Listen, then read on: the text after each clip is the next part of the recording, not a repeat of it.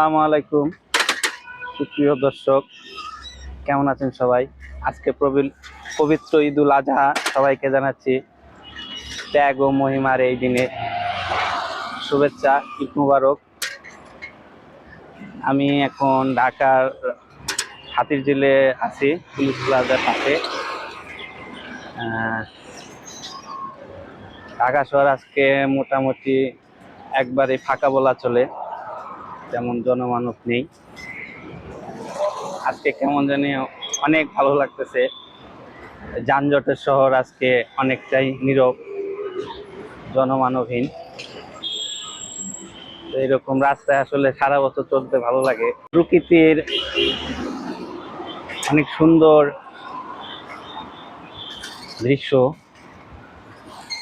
আসলে মানুষ প্রকৃতির সাথে যে বিরূপ আচরণ করার জন্য প্রকৃতি মানুষকে রিটার্ন কিছু দেয় না।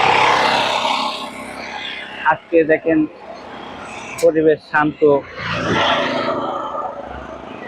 প্রকৃতিও অনেক সুন্দর হয়ে আছে, নির্মল বাতাস, মোটামুটি অনেক ভালো লাগতেছে। ফাঁকা রাস্তা সবসময় ভালো লাগে, মনে হচ্ছে গ্রামেই আছি। 2-3 দিন আগেও খুব যানজট, শব্দ দূষণ, বায়ু দূষণ সব মিলিয়ে একটা বিভৎসকর পরিস্থিতি ছিল।